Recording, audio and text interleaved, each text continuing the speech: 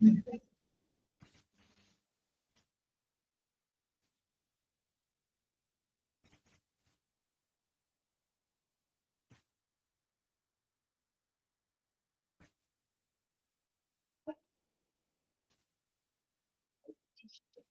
afternoon, all. Good afternoon, Miss.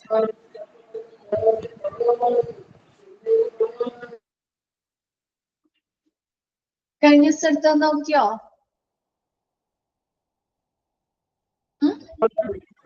Yes, നോക്കിയായിരുന്നു. ഓക്കെയാണോ? എന്തുപറ്റി? നാളെ കുറവാണല്ലോ, മഴ കാരണമാണോ? ക്ലാസ്സിൽ ജോയിൻ ചെയ്തിട്ടില്ലല്ലോ. 35 മഴയുണ്ടോ? കുറഞ്ഞോ മഴ? ഇല്ല, മഴയുണ്ട്.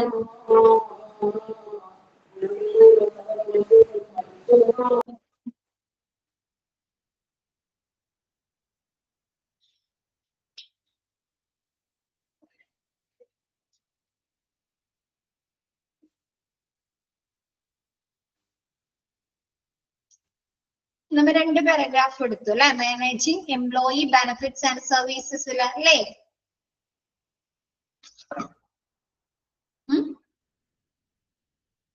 ഓക്കെ, സ്റ്റാർട്ട് ചെയ്യാം.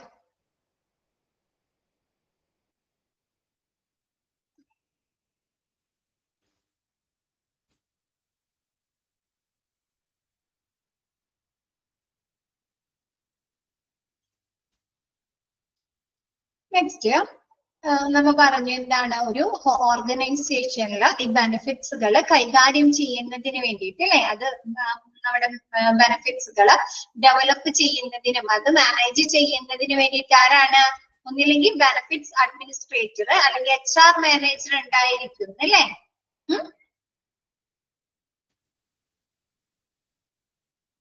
No. The activities of developing and managing the benefits for employees are taken care of the benefits administration. എന്താണ്, നമ്മുടെ ബെനിഫിറ്റ്സുമായി റിലേറ്റ് ചെയ്തിട്ടുള്ള പ്രവർത്തനങ്ങളെ വികസിപ്പിക്കുന്നതും അത് മാനേജ് ചെയ്യുന്നതും നമ്മുടെ എംപ്ലോയീസിന്റെ ബെനിഫിറ്റ്സുമായി റിലേറ്റ് ചെയ്തിട്ടുള്ള പ്രവർത്തനങ്ങളെ ഡെവലപ്പ് ചെയ്യുന്നതും മാനേജ് ചെയ്യുന്നതും ആരായിരിക്കും? ബെനിഫിറ്റ്സ് അഡ്മിനിസ്ട്രേറ്റർ ആയിരിക്കും. നെക്സ്റ്റ് പറയുന്നത്, he is also responsible for communicating to the employees about the manner in which the benefits program function along with the different standards which must be met by an employee to acquire these benefits. അല്ലെ, എന്താണ് ആ ഒരു എംപ്ലോയീസിന് ആ ഒരു organisation provide ചെയ്യുന്ന നൽകുന്ന ആനുകൂല്യങ്ങളും അവരുടെ ആ ഒരു സേവനങ്ങളും സർവീസുകളും ശരിയായി കൈകാര്യം ചെയ്യുന്ന ആനുകൂല്യ പരിപാടികൾ എങ്ങനെ പ്രവർത്തിക്കുന്നു എന്നതിനെ കുറിച്ച്, ഈ ആനുകൂല്യങ്ങൾ നേടുന്നതിന് നമ്മുടെ ജീവനക്കാരെന്താണ് പാലിക്കേണ്ട വ്യത്യസ്ത മാനദണ്ഡങ്ങളെ കുറിച്ചും ജീവനക്കാരെ അറിയിക്കുക എന്നുള്ളതും ആരുടെ ഉത്തരവാദിത്തമാണ്? നമ്മുടെ ബെനിഫിറ്റ്സ് മാനേജറുടെ, ബെനിഫിറ്റ്സ് അഡ്മിനിസ്ട്രേറ്ററുടെ ഉത്തരവാദിത്തമാണ്. മിസ് പറഞ്ഞ മാറിപ്പോയി. എന്താണ് ആനുകൂല്യ പരിപാടികൾ അല്ലെ, നമ്മൾ എന്താണ് എംപ്ലോയീസിന് നൽകുന്ന ബെനിഫിറ്റ്സുകള് അതല്ലെങ്കിൽ സർവീസുകള് അതുമായി ബന്ധപ്പെട്ട പ്രവർത്തനങ്ങള് എങ്ങനെ പ്രവർത്തിക്കണം എന്നതിനെ കുറിച്ചും ഈ ആനുകൂല്യങ്ങൾ എംപ്ലോയീസിന് ലഭ്യമാകുന്നതിന് വേണ്ടി, നേടുന്നതിന് വേണ്ടി ജീവനക്കാർ പാലിക്കേണ്ട വ്യത്യസ്ത മാനദണ്ഡങ്ങളെ കുറിച്ചും ജീവനക്കാരെ അറിയിക്കാനും ആരാണ് ഉത്തരവാദിയായിട്ടുള്ളത്? ആരാണ് റെസ്പോൺസിബിൾ ആയിട്ടുള്ളത്? നമ്മുടെ ബെനിഫിറ്റ്സ് അഡ്മിനിസ്ട്രേറ്റർ ആണ്. നമുക്കറിയാം, നമുക്ക് നമ്മുടെ തൊഴിൽ മേഖലയിൽ തൊഴിലെടുത്ത് ചെയ്യുന്ന ആ ഒരു ഓർഗനൈസേഷനിൽ ആ ഒരു കമ്പനിയിൽ പലതരത്തിലുള്ള ബെനിഫിറ്റ്സുകൾ ലഭിക്കുന്നുണ്ട് അല്ലെ? ഉണ്ടോ? ഉണ്ട്. അപ്പൊ ആ ഒരു ഓരോ ബെനിഫിറ്റ്സുകൾ കിട്ടുന്നതിനും ഓരോ സ്റ്റാൻഡേർഡുകൾ ഉണ്ടല്ലോ, മാനദണ്ഡങ്ങൾക്ക് അനുസൃതമായിട്ടല്ലേ നമുക്ക് ആ ബെനിഫിറ്റ്സുകൾ കിട്ടുന്നത്? ആണോ? അപ്പൊ എന്താണ് ആ കമ്പനിയിലുള്ള അല്ലെങ്കിൽ ആ ഒരു ഓർഗനൈസേഷനിലുള്ള ബെനിഫിറ്റ്സ് പരിപാടികൾ അല്ലെ, ബെനിഫിറ്റ്സുകൾ എന്തെല്ലാമാണെന്നും ഓരോ ബെനിഫിറ്റ്സിനും വേണ്ട മാനദണ്ഡങ്ങൾ എന്തെല്ലാമാണ് എന്ന് എംപ്ലോയീസിനെ അറിയിക്കാൻ നമ്മുടെ ബെനിഫിറ്റ്സ് അഡ്മിനിസ്ട്രേറ്റർ റെസ്പോൺസിബിൾ ആയിരിക്കണം. ഓക്കെ ആണോ? ഓക്കെ അല്ലേ? ഓക്കെ. നെക്സ്റ്റ് പറയുന്നത്, in most of the large organization, benefits administration is a part of the HR department. Most of the എന്താണ് മിക്ക വലിയ ഓർഗനൈസേഷനുകളിലും എന്താണ് നമ്മുടെ ബെനിഫിറ്റ് അഡ്മിനിസ്ട്രേറ്റർ എന്ന് പറയുന്നത് അല്ലെങ്കിൽ ബെനിഫിറ്റ്സ് അഡ്മിനിസ്ട്രേഷൻ എന്ന് പറയുന്നത് നമ്മുടെ HR ഡിപ്പാർട്ട്മെന്റിന്റെ ഹ്യൂമൻ റിസോഴ്സ് ഡിപ്പാർട്ട്മെന്റിന്റെ തന്നെ ഒരു ഭാഗമായിരിക്കും. നമുക്കറിയാം നമ്മുടെ എംപ്ലോയീസിന് വേണ്ടിയിട്ടുള്ള അല്ലെ, ഒരു ഓർഗനൈസേഷനിൽ ഒരു എംപ്ലോയീസിന് വേണ്ടിയുള്ള കാര്യങ്ങൾ എവിടെയാണ് തീരുമാനിക്കുന്നതും അവരുടെ ആനുകൂല്യങ്ങൾ, അവർക്ക് വേണ്ട വേജസ്, അവരുടെ ക്വാളിഫിക്കേഷൻസ്, എല്ലാ കാര്യങ്ങളും എവിടെയാണ് തീരുമാനിക്കുന്നത്? ഏത് ഡിപ്പാർട്ട്മെന്റിലാണ്? HR അവധികൾ ലീവ് കൊടുക്കുന്നതും HR ഡിപ്പാർട്ട്മെന്റിലാണ് അല്ലെ. അപ്പൊ നമ്മള് ബെനിഫിറ്റ്സ് കൊടുക്കുന്നത് ആർക്കാണ്? എംപ്ലോയീസിനാണ് അല്ലെ. ആ ഒരു ഓർഗനൈസേഷൻ ആനുകൂല്യങ്ങൾ, സേവനങ്ങൾ കൊടുക്കുന്നത് ആർക്കാണ്? എംപ്ലോയീസിനാണ് അല്ലെ. അപ്പൊ ആ ഒരു എംപ്ലോയീസിന് പ്രൊവൈഡ് ചെയ്യുന്ന ആ ഒരു ബെനിഫിറ്റ്സുകളൊക്കെ പ്രൊവൈഡ് ചെയ്യുന്ന അല്ലെങ്കിൽ അതുമായി ബന്ധപ്പെട്ട കാര്യങ്ങൾ നോക്കുന്ന റെസ്പോൺസിബിൾ ആയിട്ടുള്ള ബെനിഫിറ്റ് അഡ്മിനിസ്ട്രേഷൻ നമ്മുടെ HR ഡിപ്പാർട്ട്മെന്റിന്റെ തന്നെ ഒരു ഭാഗമാണ്. ഓക്കെ ആണോ? നെക്സ്റ്റ് പറയുന്നത്, on the other hand, in small organization, the responsibility of benefit administration is assigned to the individual of different division or areas. അല്ലെ, എന്താണ് സ്മോൾ ഓർഗനൈസേഷൻ, ചെറിയ ഓർഗനൈസേഷൻ, ചെറിയ കമ്പനികളൊക്കെ ആണെങ്കിൽ നമ്മുടെ ഈ ബെനിഫിറ്റ്സ് അഡ്മിനിസ്ട്രേഷൻ വർക്കുകൾ ചെയ്യുന്നത് ഓരോ ഡിഫറെന്റ് ഡിവിഷൻസിലുള്ള അല്ലെങ്കിൽ ഡിഫറൻസ് ഏരിയാസിൽ തന്നെയുള്ള ഇൻഡിവിജ്വൽസ്, ഏതെങ്കിലും വ്യക്തികളായിരിക്കുമെന്ന്. ഇപ്പൊ നമുക്കറിയാം നമുക്ക് ഒരു ഓർഗനൈസേഷനിൽ പല ഡിപ്പാർട്ട്മെന്റുകൾ ഉണ്ട് അല്ലെ. മാനുഫാക്ചറിങ് ഉണ്ടാവാം, ഫിനാൻസ് ഉണ്ടാവാം അല്ലെ, ഫിനാൻസ് ഉണ്ടാവാം, ക്ലറിക്കൽ. അപ്പൊ ഓരോ ഏരിയാസിലുള്ള ഏതെങ്കിലും പ്രധാന വ്യക്തികളായിരിക്കും എന്ത് ചെയ്യുന്നത്? ആ ഒരു ഡിപ്പാർട്ട്മെന്റിലുള്ള എംപ്ലോയീസിന്റെ ബെനിഫിറ്റ്സുമായി ബന്ധപ്പെട്ട് റിലേറ്റ് ചെയ്തിട്ടുള്ള വർക്കുകൾ ചെയ്യുന്നത്. വലിയ വലിയ ഓർഗനൈസേഷൻ ആവുമ്പോൾ എന്ത് ചെയ്യും? അതിനുവേണ്ടി മാത്രമായിട്ട് ഒരു എംപ്ലോയീസിനെ, ഒരു ഇൻഡിവിജ്വലിനെ പെർട്ടിക്കുലർ ആയിട്ട് നിയമിച്ചിട്ടുണ്ടായിരിക്കും. ഓക്കെ ആണോ? അതല്ലെങ്കിൽ ഓരോ ഡിപ്പാർട്ട്മെന്റ്, ഓരോ ചെറിയ ഓർഗനൈസേഷൻ ഒക്കെ ആണെങ്കിൽ ആ ഓർഗനൈസേഷനിലെ വിവിധ ഡിപ്പാർട്ട്മെന്റുകളിൽ നിന്നുള്ള പ്രധാന വ്യക്തി, ഇപ്പൊ മാനേജേഴ്സ് ഒക്കെ ഉണ്ടാവുമല്ലോ. ഇപ്പൊ ഫിനാൻസ് ഡിപ്പാർട്ട്മെന്റിൽ മാനേജർ ഉണ്ടായിരിക്കും അല്ലെ, അല്ലെങ്കിൽ പർച്ചേസ് സെക്ഷനിൽ ഉണ്ടാവുമല്ലോ. അപ്പൊ അവിടെയുള്ള പ്രധാന വ്യക്തികളായിരിക്കും അവർക്ക് കീഴിൽ വരുന്ന എംപ്ലോയീസിന്റെ ബെനിഫിറ്റ്സുകൾ നൽകുന്നതും അതിനുവേണ്ട കാര്യങ്ങളൊക്കെ ചെയ്യുന്നതും. ഒക്കെയാണോ?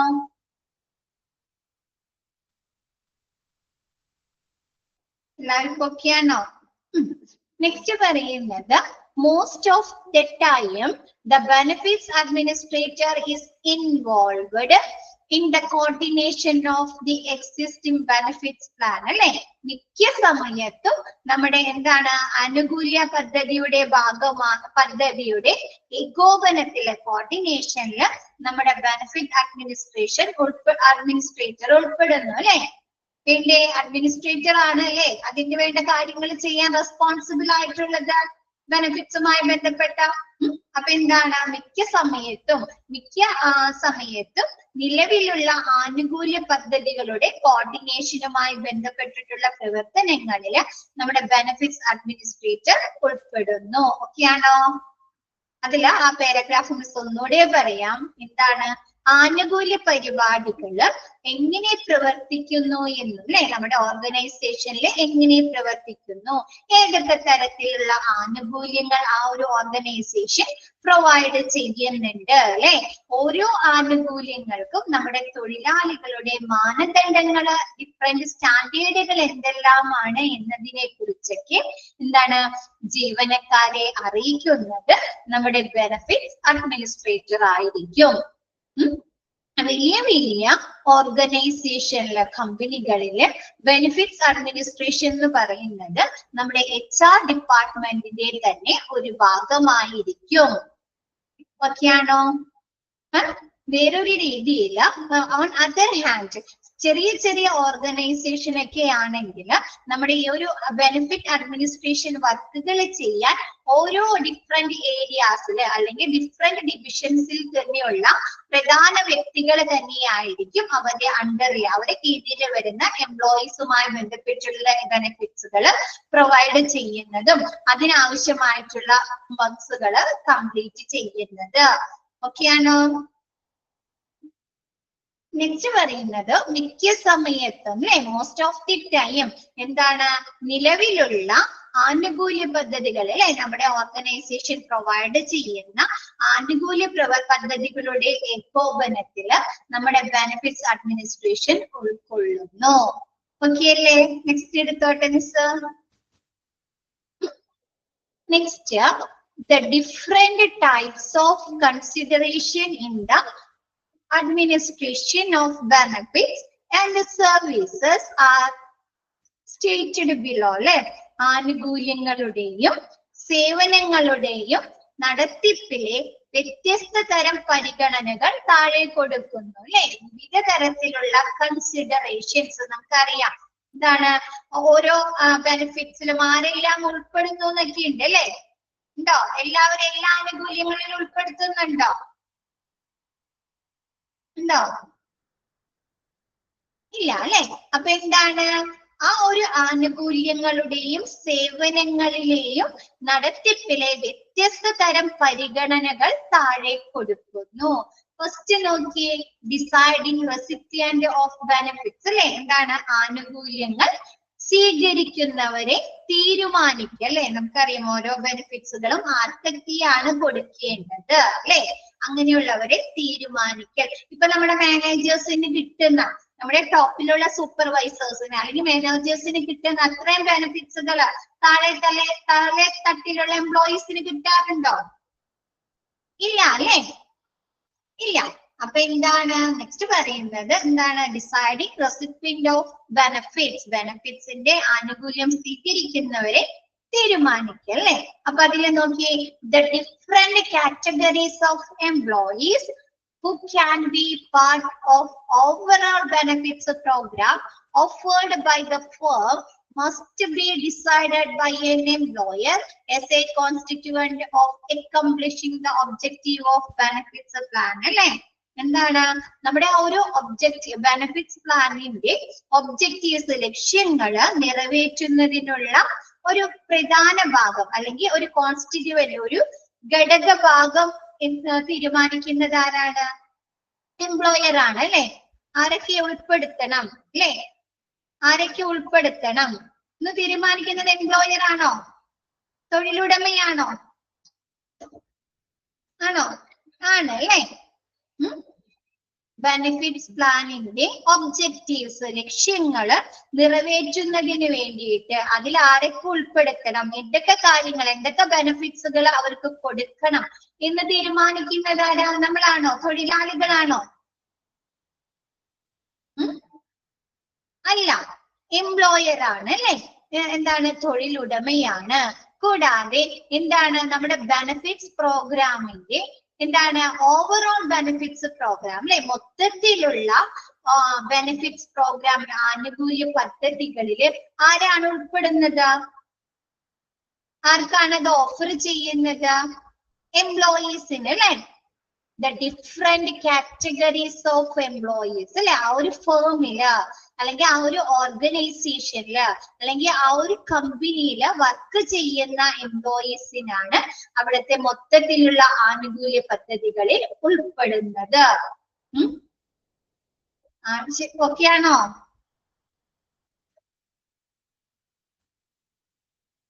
വ്യത്യസ്ത തരം ജീവനക്കാർക്ക് അല്ലെ, പല കാറ്റഗറിയിലും ഡിഫറെന്റ് കാറ്റഗറിയിൽ പെടുന്ന ജീവനക്കാർക്കുള്ള ആനുകൂല്യങ്ങൾ അല്ലെ, എന്താണ് സ്ഥാപനം വാഗ്ദാനം ചെയ്യുന്ന ഓവറോൾ ആനുകൂല്യ പദ്ധതികളുടെ ഭാഗം അല്ലെങ്കിൽ ആനുകൂല്യ പദ്ധതികളുടെ ലക്ഷ്യം കൈവരിക്കുന്നതിനുള്ള ഒരു ഘടകങ്ങൾ എന്തെല്ലാമാണെന്ന് ആരാണ് തീരുമാനിക്കുന്നത്? നമ്മുടെ തൊഴിലുടമ, എംപ്ലോയർ ആണ് തീരുമാനിക്കുന്നത്. ഓക്കെയാണോ? ഓക്കെ. ഇപ്പൊ ഏതൊക്കെ എന്താണ് ഏതൊക്കെ ബെനിഫിറ്റ്സുകൾ എംപ്ലോയീസിന് പ്രൊവൈഡ് ചെയ്യണം, അതിൽ ഏതൊക്കെ എംപ്ലോയീസിനെ ഉൾപ്പെടുത്തണം, മേലെ തട്ടിലുള്ള എംപ്ലോയീസിന് ഏതൊക്കെ തരത്തിലുള്ള ആനുകൂല്യങ്ങളാണ് നമുക്ക് ആ ഒരു സ്ഥാപനം പ്രൊവൈഡ് ചെയ്യേണ്ടത് അല്ലെ, അങ്ങനെയുള്ള ഘടകഭാഗങ്ങൾ തീരുമാനിക്കുന്നത് നമ്മുടെ എംപ്ലോയർ ആണ്. Following are included in this. ഏതൊക്കെ ആർക്കൊക്കെയാണ് ബെനിഫിറ്റ്സ് കൊടുക്കുന്നത് എന്ന് താഴെ കൊടുക്കുന്നു അല്ലെ. ഫസ്റ്റ് നോക്കിയേ, ആക്റ്റീവ് ഫുൾ ടൈം എംപ്ലോയീസ് അല്ലെ. എന്താണ് അവിടെ ഫുൾ ടൈം എംപ്ലോയീസ് ആയിട്ടുള്ള ആളുകൾക്ക് കൊടുക്കുന്നുണ്ട് അല്ലെ ബെനിഫിറ്റ്സുകൾ, സ്ഥിര ജീവനക്കാർക്ക് അല്ലേ, സ്ഥിര ജീവനക്കാർക്ക് കൊടുക്കുന്നുണ്ട് അല്ലെ. നെക്സ്റ്റ് പറയുന്നത് dependent members of active full time employees. എന്താണ് നമ്മുടെ ഫുൾ ടൈം എംപ്ലോയീസിന്റെ ആശ്രിതരുണ്ടാവുമല്ലോ. അപ്പൊ ഇവർക്ക് എന്തെങ്കിലും എന്താണ് മരണം സംഭവിക്കുക അല്ലെങ്കിൽ ഇവർക്ക് എന്തെങ്കിലും ഇത് പറ്റുമ്പോൾ അവരുടെ ആശ്രിതർക്ക് ബെനിഫിറ്റ്സ് കൊടുക്കാറുണ്ടോ? അതല്ലെങ്കിൽ എന്താണ് എഡ്യൂക്കേഷൻ ബെനിഫിറ്റ്സ് ഒക്കെ കൊടുക്കാറുണ്ട് അല്ലെ. എഡ്യൂക്കേഷൻ ബെനിഫിറ്റ്സ് ഒക്കെ കൊടുക്കാറുണ്ടോ എംപ്ലോയീസിന്റെ? കുട്ടികൾക്കൊക്കെ കൊടുക്കാറില്ലേ ഫുൾ ടൈം എംപ്ലോയീസിന്റെ? അപ്പൊ അതൊക്കെയാണ് ഡിപെൻഡൻസ് മെമ്പേഴ്സ് അല്ലെ. ആ ഒരു ഫുൾ ആക്റ്റീവ് ആയിട്ടുള്ള ഫുൾ ടൈം എംപ്ലോയീസിന്റെ ആശ്രിതരെ ഉൾക്കൊള്ളിക്കുന്നുണ്ട്. നെക്സ്റ്റ് പറയുന്നത് employees who have retired from the job അല്ലെ. എന്താണ് ആ ഒരു ജോബിൽ നിന്ന് വിരമിക്കുന്നവരെ ബെനിഫിറ്റ്സിൽ ഉൾപ്പെടുത്താറുണ്ടോ? റിട്ടയർമെന്റ് ബെനിഫിറ്റ്സുകൾ കൊടുക്കുന്നുണ്ട് അല്ലെ. റിട്ടയർമെന്റ് ബെനിഫിറ്റ്സുകൾ കൊടുക്കുന്നുണ്ട് അല്ലെ. അപ്പൊ അങ്ങനെയുള്ള ആളുകളെ, ഒരു കമ്പനിയിൽ നിന്ന് വിരമിക്കുന്ന ആളുകളെ, എംപ്ലോയീസിനെ ഉൾപ്പെടുത്തുന്നുണ്ട്. നെക്സ്റ്റ് പറയുന്നത് എന്താണ്? ഡിപെൻഡൻസ് ഓഫ് റിട്ടയർമെന്റ് എംപ്ലോയീസ് അല്ലെ. എന്താണ് റിട്ടയർഡ് ചെയ്തിട്ടുള്ള എംപ്ലോയീസിന്റെ ആശ്രിതർക്ക് കൊടുക്കുന്നുണ്ടോ റിട്ടയർമെന്റ് ബെനിഫിറ്റ്സ്? ഫാമിലി പെൻഷൻ ഒക്കെ കൊടുക്കുന്നുണ്ട് അല്ലെ ഇല്ലേ? അപ്പൊ അങ്ങനെയുള്ളത്. നെക്സ്റ്റ് പറയുന്നത് പാർട്ട് ടൈം എംപ്ലോയീസ് അല്ലെ. എന്താണ് പാർട്ട് ടൈം ആയിട്ട് വർക്ക് ചെയ്യുന്ന എംപ്ലോയീസിന് ബെനിഫിറ്റ്സിൽ ഉൾപ്പെടുന്നുണ്ട്. Next dependents of part time employees. Part time എംപ്ലോയീസിന്റെ ആശ്രിതർക്ക് അല്ലെ, അവരെ പാരന്റ്സിനോ വൈഫിനോ കുട്ടികൾക്കോ അങ്ങനെയുള്ള ആളുകൾക്ക് കൊടുക്കുന്നുണ്ട്, ആശ്രിതർക്ക് നൽകുന്നുണ്ട്. നെക്സ്റ്റ് പറയുന്നത് എംപ്ലോയീസ് ഹു ആർ ഡിസേബിൾഡ് അല്ലെ. വൈകല്യങ്ങൾ സംഭവിച്ചു കഴിഞ്ഞാൽ കൊടുക്കാറുണ്ടോ? ബെനിഫിറ്റ്സുകൾ കൊടുക്കാറുണ്ട് അല്ലെ. Next dependents of disabled employees. Disabled എംപ്ലോയീസിന്റെ ആശ്രിതരെ എന്തിൽ ഉൾപ്പെടുത്തുന്നുണ്ട്? ബെനിഫിറ്റ്സിൽ ഉൾപ്പെടുത്തുന്നുണ്ട്. നെക്സ്റ്റ് പറയുന്നത് സർവൈവേഴ്സ് ഓഫ് ഡിസീസ്ഡ് എംപ്ലോയീസ്. മരണപ്പെട്ടവരുടെ ആശ്രിതർക്ക് അല്ലെങ്കിൽ അവർ അതിജീവിച്ചവർക്ക് കൊടുക്കാറുണ്ടോ? മരണപ്പെട്ടവരെ ഇപ്പൊ ഒരു എംപ്ലോയീസ് വർക്ക് ചെയ്യുകയാണെങ്കിൽ അവരുടെ വൈഫിന് അല്ലെങ്കിൽ കുട്ടികൾക്ക് കൊടുക്കാറുണ്ട് അല്ലെ. ബെനിഫിറ്റ്സുകൾ കൊടുക്കാറില്ലേ? അവരെ ആശ്രയിച്ച് ജീവിക്കുന്നവർക്ക് അല്ലെ. ആ മരണപ്പെട്ടവരെ ആശ്രയിച്ച് ജീവിച്ചിരുന്ന ആളുകൾക്ക് കൊടുക്കാറുണ്ട് അല്ലെ. അപ്പൊ അങ്ങനെയുള്ളവരെ ഉൾപ്പെടുത്തുന്നുണ്ട്. ചില കമ്പനികളിലൊക്കെ എന്താണ് ജോലി കൊടുക്കുന്നുണ്ട് അല്ലെ. മരണപ്പെട്ടവരുടെ ആശ്രിതർക്ക് മകനോ അല്ലെങ്കിൽ മകൾക്കൊക്കെ ജോലി കൊടുക്കാറുണ്ട് അല്ലെ. അപ്പൊ അങ്ങനെയുള്ള ബെനിഫിറ്റ്സ്. നെക്സ്റ്റ് പറയുന്നത് employees who have quit the employment. എന്താണ് നമ്മുടെ ആ ഒരു എംപ്ലോയ്മെന്റിൽ നിന്ന്, അവിടുത്തെ തൊഴിലിൽ നിന്ന് ക്വിറ്റ് ചെയ്ത അല്ലെ, സേവനം അവസാനിപ്പിച്ച എംപ്ലോയീസിന് കൊടുക്കാറുണ്ട്. നമ്മ പറഞ്ഞോ റിട്രെഞ്ച്മെന്റ് ബെനിഫിറ്റ്സ് ഒക്കെ പറഞ്ഞോ?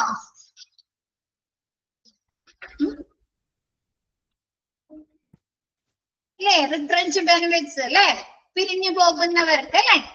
ആ പിന്നെന്താണ് ഗ്രാറ്റുവിറ്റി അല്ലെ, നമ്മ അവിടെ ഒരു 5 വർഷം പൂർത്തിയാക്കിയിട്ട് നമ്മ പോകുകയാണെങ്കിൽ നമുക്ക് കിട്ടില്ലേ ഗ്രാറ്റുവിറ്റി ഒക്കെ കിട്ടാറുണ്ടോ? PF കിട്ടും അല്ലെ, പ്രൊവിഡന്റ് ഫണ്ട് അല്ലെ. നെക്സ്റ്റ് പറയുന്നത് employees who has separated from the employment temporarily. ആ ഒരു എംപ്ലോയ്മെന്റിൽ നിന്ന്, ജോലിയിൽ നിന്ന് ടെമ്പററി ആയിട്ട് അല്ലെ, താൽക്കാലികമായിട്ട് വിട്ടു നിൽക്കുന്ന എംപ്ലോയീസ്. എന്താണ് എംപ്ലോയീസ് ഓൺ ഫാമിലി ലീവ്. ചില ആളുകൾ എന്താണ് മെറ്റേണിറ്റി ലീവ് എടുക്കാറുണ്ട് അല്ലെ, മെറ്റേണിറ്റി ലീവ് എടുക്കാറുണ്ട്, അല്ലെങ്കിൽ അഡോപ്ഷനുമായി ബന്ധപ്പെട്ട് ലീവ് എടുക്കാറുണ്ട്, അല്ലെങ്കിൽ കുട്ടികളെ നോക്കാൻ, കൊച്ചിനെ നോക്കാൻ ആളില്ലെങ്കിൽ ടെമ്പററി ആയിട്ട് അവരൊന്ന് വിട്ടു നിൽക്കും അല്ലെ, അല്ലെങ്കിൽ അവരുടെ പാരന്റ്സിന് എന്തെങ്കിലും അസുഖം വന്നിട്ടോ, അല്ലെങ്കിൽ അവരുടെ എന്താണ് ഹസ്ബൻഡിന് എന്തെങ്കിലും ബുദ്ധിമുട്ടുകൾ വന്നിട്ട് ടെമ്പററി ആയിട്ട് ലീവ് എടുക്കാറില്ലേ, ഫാമിലി ലീവ്സ്. അപ്പൊ അങ്ങനെയുള്ള എംപ്ലോയീസിന് ബെനിഫിറ്റ്സിൽ ഉൾപ്പെടുത്തുന്നുണ്ട്. Dependents of employees who are separated from employment temporarily. എന്താണ് ആ ഒരു എംപ്ലോയ്മെന്റിൽ, തൊഴിലിൽ നിന്നും താൽക്കാലികമായിട്ട് ടെമ്പററി ആയിട്ട് വിട്ടു നിൽക്കുന്ന എംപ്ലോയീസിന്റെ, തൊഴിലാളികളുടെ എന്താണ് ആശ്രിതരെ ഈ ഒരു ബെനിഫിറ്റ്സിൽ നമ്മുടെ ഓർഗനൈസേഷൻ പ്രൊവൈഡ് ചെയ്യുന്ന ബെനിഫിറ്റ്സ്, ആനുകൂല്യങ്ങളിലും സർവീസുകളിലും ഉൾക്കൊള്ളിക്കുന്നുണ്ട്. ഓക്കെയാണോ?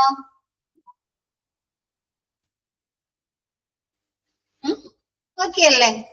നെക്സ്റ്റ് എടുക്കാലോ. ഇനി പറയണോ മിസ്? റിപ്പീറ്റ് ചെയ്യണോ? നെക്സ്റ്റ് എടുക്കാലോ. Okay. Determining the inclusion of retirees in the plan അല്ലെ, പദ്ധതിയിൽ നിന്ന്, പ്ലാനിൽ നിന്ന് വിരമിച്ചവരെ ഉൾപ്പെടുത്തുന്നത് നിർണയിക്കൽ. It is common for major benefits to be provided to the employees, and some portion is given to the dependents of employees, like medical expense coverage, life insurance coverage, etc. അല്ലെ, ജീവനക്കാർക്ക് പ്രധാന ആനുകൂല്യങ്ങൾ നിർണ്ണയിക്കുന്നത് അല്ലെങ്കിൽ നൽകുന്നത് സാധാരണമാണ് അല്ലെ. ഒരു കമ്പനിയിൽ വർക്ക് ചെയ്യുന്ന എംപ്ലോയീസിന് ബെനിഫിറ്റ്സുകൾ കൊടുക്കുന്നത് കോമൺ അല്ലേ, കോമൺ ആയിട്ടുള്ള കാര്യങ്ങളാണ് അല്ലെ. കോമൺ ആണ്. It is common for major benefits to be provided to the employees അല്ലെ, ജീവനക്കാർക്ക് പ്രധാന ആനുകൂല്യങ്ങൾ, മേജർ ആയിട്ടുള്ള ബെനിഫിറ്റ്സുകൾ നൽകുന്നത് സാധാരണമാണ്. കൂടാതെ ആൻഡ് സം പോർഷൻ ഈസ് എന്താണ് ഒരു ഭാഗം, കൂടാതെ ഒരു ഭാഗം ജീവനക്കാരുടെ ആശ്രിതർക്ക് ഡിപ്പെൻഡൻസിന് കൊടുക്കുന്നുണ്ടോ? ഡിപ്പെൻഡൻസിന് കൊടുക്കുന്നുണ്ടോ? സ്ഥിരം നമ്മ ഇപ്പൊ തന്നെ പറഞ്ഞോളൂ അല്ലെ, എന്താണ് ഫുൾ ടൈം എംപ്ലോയീസിന്റെ ആശ്രിതർക്ക് അല്ലെ, ടെമ്പററി ആയിട്ട് വിട്ടു നിൽക്കുന്ന എംപ്ലോയീസിന്റെ ആശ്രിതർക്ക് അല്ലെ, ഡിസബിലിറ്റി പറ്റിയവരുടെ ഡിപ്പെൻഡൻസിന് അല്ലെ. എന്താണ് ഒരു ഓർഗനൈസേഷനിൽ വർക്ക് ചെയ്യുന്ന എംപ്ലോയീസിന്, ജീവനക്കാർക്ക് മേജർ ആയിട്ടുള്ള പ്രധാന ആനുകൂല്യങ്ങൾ നൽകുന്നത് സാധാരണമാണ്. കൂടാതെ എന്താണ് ഒരു ഭാഗം ഈ ജീവനക്കാരുടെ ആശ്രിതർക്ക് നൽകുകയും ചെയ്യുന്നു. അതിന് എക്സാമ്പിൾ ആണ് medical expense coverage, life insurance coverage etcetera. Okay ആണോ?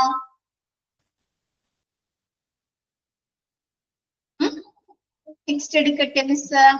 There are many factors which must be taken care of when deciding whether to include other group in this plan or not. അല്ലെ, ഈ ഗ്രൂപ്പിൽ അതായത് ഇങ്ങനെയുള്ള ബെനിഫിറ്റ്സുകൾ provide ചെയ്യുമ്പോൾ, retirement ബെനിഫിറ്റ്സുകൾ പോലെയുള്ള ബെനിഫിറ്റ്സുകൾ നമ്മൾ provide ചെയ്യുമ്പോൾ അതിൽ മറ്റ് ഗ്രൂപ്പുകളെ അല്ലെ, മറ്റ് എംപ്ലോയീസിനെ മറ്റ് ബെനിഫിറ്റ്സിൽ ഉൾപ്പെടുന്ന ഗ്രൂപ്പുകളെ ഉൾക്കൊള്ളിക്കുന്നത് എന്താണ്, ഉൾപ്പെടുത്തണോ വേണ്ടയോ എന്ന് തീരുമാനിക്കുന്നതിന് നിരവധി ഫാക്ടേഴ്സ് ഉണ്ട് അല്ലെ, ഘടകങ്ങളിലെ ഉണ്ടോ?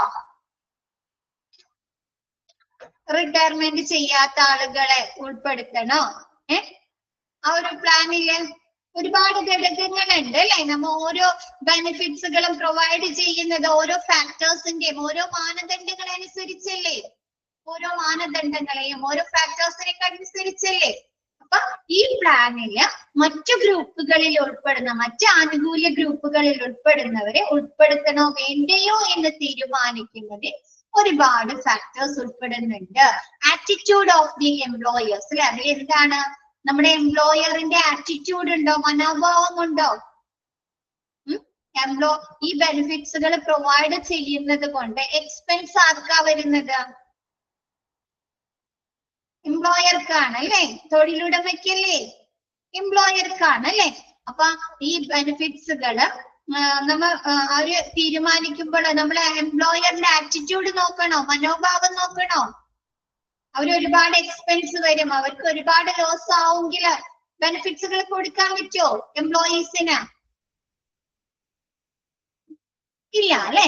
അപ്പൊ എന്താണ് attitude of the employer and the extent of protection provided under other plans like social security are the two main consideration involved in this അല്ലെ. എന്താണ് തൊഴിലുടമയുടെ മനോഭാവം കൂടാതെ സാമൂഹ്യ സുരക്ഷ, സോഷ്യൽ സെക്യൂരിറ്റി അല്ലെ, സാമൂഹ്യ സുരക്ഷ പോലെയുള്ള പദ്ധതികളുടെ കീഴിൽ നൽകേണ്ട സംരക്ഷണത്തിന്റെ വ്യാപ്തിയും ഇതിൽ ഉൾപ്പെടുന്നു അല്ലെ. എന്താണ് സാമൂഹ്യ സുരക്ഷ ബെനിഫിറ്റ്സിൽ എന്തൊക്കെ കാര്യങ്ങളാണ് ഉൾപ്പെടുന്നത്? സെക്യൂരിറ്റി നൽകുന്നുണ്ട് അല്ലെ, നമുക്ക് സുരക്ഷ നൽകുന്നുണ്ടോ? സിക്നെസ്, എന്താണ് ഡിസബിലിറ്റി ബെനിഫിറ്റ്സുകള് അല്ലേ. അപ്പൊ അങ്ങനെയുള്ള സാമൂഹ്യ സുരക്ഷാ പദ്ധതികളുടെ കീഴിൽ വരുന്ന എന്താണ് നൽകേണ്ട സംരക്ഷണത്തിന്റെ വ്യാപ്തിയും ഇതില് ഉൾപ്പെടുന്നുണ്ട്. അങ്ങനെയുള്ള കാര്യങ്ങളൊക്കെ നോക്കിയിട്ട് വേണം മറ്റു ഗ്രൂപ്പുകളിലുള്ളവരെ ഇതിൽ ഉൾപ്പെടുത്തണോ വേണ്ടയോ എന്ന് തീരുമാനിക്കുന്നത്. Besides this the role of central and state laws cannot be ignored അല്ലെ. നമ്മുടെ കേന്ദ്ര സംസ്ഥാന നിയമങ്ങളുടെ പങ്ക് അവഗണിക്കാൻ സാധിക്കോ? നമ്മ ബെനിഫിറ്റ്സുകൾ കൊണ്ടുവരുമ്പോൾ ഈ സെൻട്രൽ ആൻഡ് സ്റ്റേറ്റ് റൂൾസുകൾ, നിയമങ്ങൾ നമുക്ക് അവഗണിക്കാൻ പറ്റുമോ? അതില് ആ ലോസിനൊക്കെ അനുയോജ്യമായിട്ട് വേണ്ട അല്ലെ, സെൻട്രൽ ആൻഡ് സ്റ്റേറ്റ് ലോസിനൊക്കെ അനുയോജ്യമായിട്ട് വേണ്ട ബെനിഫിറ്റ്സുകൾ തീരുമാനിക്കാൻ, പ്രൊവൈഡ് ചെയ്യാൻ അല്ലെ. നമ്മ പറഞ്ഞു എന്താണ് PF ഒക്കെ പോലുള്ള ആനുകൂല്യങ്ങൾ എന്താണ് സ്റ്റാറ്റ്യൂട്ടറി ആണ് അല്ലെ, നിയമപരമായിട്ടുള്ള ആനുകൂല്യങ്ങളല്ലേ. അപ്പൊ നമ്മ എന്ത് ചെയ്യണം, നിയമപരമായ വശങ്ങളും കൂടി കണക്കിലാക്കിയിട്ട് വേണം അല്ലെ ബെനിഫിറ്റ്സുകൾ ഓഫർ ചെയ്യാനായിട്ട്. ഓക്കെയാണോ?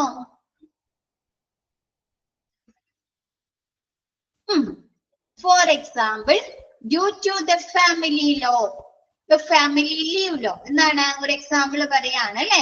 ഫാമിലി ലീവ് ലോ, മിസ് പറഞ്ഞ ഫാമിലി ലീവ് ലോ എന്തൊക്കെയാണെന്ന് അല്ലെ, മെറ്റേണിറ്റിയുമായി ബന്ധപ്പെട്ട്, അതായത് അവരുടെ ഫാമിലിയുടെ എന്തെങ്കിലും മെഡിക്കൽ ഇതുമായി ബന്ധപ്പെട്ട്, ആരോഗ്യപരമായി ബന്ധപ്പെട്ട് അവരോടൊപ്പം ഇരിക്കുന്നതിനാണ്, അവരെ ശുശ്രൂഷിക്കുന്നതിന്, ട്രീറ്റ്മെന്റ് ചെയ്യുന്നതിന് വേണ്ടിയും അവരെ പരിചരിക്കുന്നതിന് വേണ്ടിയും എംപ്ലോയീസ് ലീവ് എടുക്കുന്നത്. എന്താണ് അപ്പൊ due to the family leave law, family നിയമമനുസരിച്ച്, അവധി നിയമമനുസരിച്ച് some benefits still need to be provided. എന്താണ് അവർക്ക് പലതരത്തിലുള്ള ബെനിഫിറ്റ്സുകളും നൽകുന്നുണ്ട്. ഓക്കെയാണോ? അവർക്ക് ഇൻഷുറൻസ് കവറേജ് ഒക്കെ നൽകുന്നുണ്ട്, മെഡിക്കൽ എക്സ്പെൻസ് കവറേജ്, അവരുടെ ഫാമിലിക്ക് medical expense coverage, insurance coverage. ചിലവർക്ക് ആ ഒരു സമയത്ത് അവരെ വേജസ് ഒക്കെ പ്രൊവൈഡ് ചെയ്യാറുണ്ട്. ചില കമ്പനികളിൽ ആ ഒരു ലീവ് എടുക്കുന്ന സമയത്ത് അവര് ഇതുണ്ടാവുമല്ലോ, വേജസ് ഉണ്ടാവുമല്ലോ, ചിലപ്പോ ഒരു മാസമൊക്കെ ആയിരിക്കും അവര് ലീവ് എടുക്കുന്നത്. അപ്പൊ ചില കമ്പനികളിൽ അവരുടെ വേജസ് കൊടുക്കാറുണ്ട് അവർക്ക്. അതൊക്കെ ബെനിഫിറ്റ്സ് ആണ് അല്ലെ. നമ്മ അവിടെ തൊഴിൽ ചെയ്യുന്നില്ലെങ്കിലും നമുക്ക് സാലറി തരിക എന്നുള്ളത് അല്ലെ, നമ്മള് എന്താണ് ഫിനാൻഷ്യലി സപ്പോർട്ട് ചെയ്യാണ് അല്ലെ. ഓക്കെയാണോ അത്? ഓക്കെ ആണോ? നെക്സ്റ്റ് എടുക്കട്ടെ മിസ്.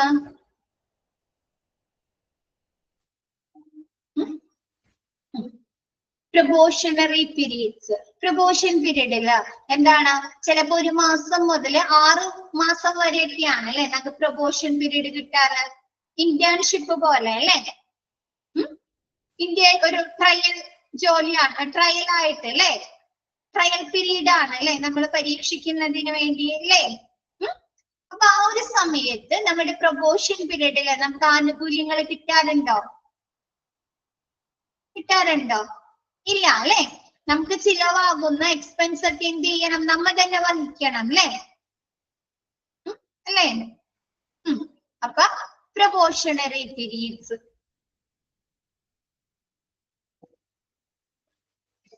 നോക്കിയേ, as any kind of claim which is resulted during probation must be borne by the employee himself. It reduces the financial burden upon the employees. അല്ലെ, പ്രൊബോഷൻ സമയത്ത് ഉണ്ടാകുന്ന ഏതൊരു ക്ലെയിമും ഏതൊരു എക്സ്പെൻസും ആരാണ് വഹിക്കേണ്ടത്? നമ്മുടെ എംപ്ലോയീസ് സ്വയം തന്നെ വഹിക്കണം അല്ലെ. അതെന്തിനു വേണ്ടിയിട്ടാണ്? ആ ഒരു എംപ്ലോയറിന്റെ, തൊഴിലുടമയുടെ ഫിനാൻഷ്യൽ ബർഡൻ അല്ലെ, സാമ്പത്തിക ഭാരം കുറയ്ക്കുന്നതിന് വേണ്ടിയിട്ടാണ് അല്ലെ. ഓൾറെഡി അവിടെയുള്ള എംപ്ലോയീസിന്, സ്ഥിരമായിട്ട് വർക്ക് ചെയ്യുന്ന എംപ്ലോയീസിന് ഒരുപാട് ബെനിഫിറ്റ്സുകൾ കൊടുക്കുന്നുണ്ട് അല്ലെ. ഇനി ഒരു മാസത്തേക്ക് അല്ലെങ്കിൽ ആ ഒരു 2 മാസത്തേക്ക് ട്രെയിനിങ്ങിന് വരുന്ന ആ ഒരു എംപ്ലോയീസിനും ബെനിഫിറ്റ്സ് കൊടുക്കാന്ന് പറഞ്ഞാൽ ആ ഒരു എംപ്ലോയറെ സംബന്ധിച്ച ഒരു ബർഡൻ ആണ് അല്ലെ, ഫിനാൻഷ്യൽ ബർഡൻ അല്ലേ. അപ്പൊ ആ ഒരു ഫിനാൻഷ്യൽ ബർഡൻ കുറയ്ക്കുന്നതിന് വേണ്ടിയിട്ട് ഈ ഒരു പ്രൊബോഷൻ പീരീഡില് ആ ഒരു എംപ്ലോയീസ് അല്ലെ, തൊഴിലാളികൾക്ക് ഉണ്ടാകുന്ന എല്ലാ എക്സ്പെൻസുകളും അവരെ സ്വമേധയാ ചെലവാക്കുന്നു, നിർവഹിക്കുന്നു. ഓക്കെയാണോ? സംഭാവന അവരാണ് കോൺട്രിബ്യൂട്ട് ചെയ്യുന്നത് അല്ലെ. Next, apart from this, the chances of adverse selection are also reduced due to probationary periods. അല്ലെ, എന്താണ് ഇതിനു പുറമെ പ്രൊബോഷണറി കാലയളവുകൾ കാരണം പ്രതികൂല തിരഞ്ഞെടുപ്പിനുള്ള സാധ്യതയും കുറയുന്നു അല്ലെ. പ്രൊബോഷൻ പീരീഡ് ചിലപ്പോ എന്താണ്, എക്സ്റ്റെൻഡ് ചെയ്ത് കൊണ്ടുപോകും അല്ലെ. ചില ഓർഗനൈസേഷൻ ആണോ അധികം സാലറി കൊടുക്കണ്ട അല്ലെ, അധികം സാലറി കൊടുക്കണ്ട, അവർക്ക് യാതൊരു തരത്തിലുള്ള ബെനിഫിറ്റ്സുകളും കൊടുക്കണ്ട അല്ലെ. അപ്പൊ എന്തെങ്കിലും ഫിനാൻഷ്യൽ ഇതിൽ നിൽക്കുന്ന കമ്പനികൾ എന്ത് ചെയ്യും, ആ ഒരു എംപ്ലോയീസിന്റെ പ്രൊബോഷൻ പീരീഡ് കണ്ടിന്യൂ ചെയ്ത് കൊണ്ടുപോകോ? നീട്ടി കൊണ്ടുപോകും അല്ലെ. അപ്പൊ എന്താണ്, ആ ഒരു പ്രൊബോഷൻ പീരീഡിന് എന്താണ്, പ്രതികൂലമായിട്ടുള്ള ഇതിന് പ്രൊബോഷൻ കാലയളവുകൾ കാരണം പ്രതികൂലമായ തിരഞ്ഞെടുപ്പിനുള്ള സാധ്യതയും കുറയുന്നു അല്ലെ. എന്താണ്, അവരെ അനുകൂലമാക്കാതെ എന്താണ് ആ ഒരു പ്രൊബോഷൻ പീരീഡ് കണ്ടിന്യൂ ചെയ്ത് കൊണ്ടുപോകുന്നു. എന്താണ്, അവർ ആ ഫിനാൻഷ്യൽ ബർഡൻ കുറയ്ക്കുന്നതിന് വേണ്ടിയിട്ട് അല്ലെ. There will also be reduction in the administration cost for managing those employees who terminate employment immediately after they join the organization. ഒരു ജോലിയില് ഒരു എംപ്ലോയി ജോയിൻ ചെയ്തു, അതിനുശേഷം അവർ പെട്ടെന്ന് തന്നെ അവര് വിരമിക്കുമ്പോൾ അല്ലെങ്കിൽ അവിടെ നിന്ന് അവരെ പറഞ്ഞയക്കുമ്പോൾ ഒരുപാട് അഡ്മിനിസ്ട്രേഷൻ കോസ്റ്റ് വരുന്നുണ്ടോ ആ ഒരു ഓർഗനൈസേഷനില്?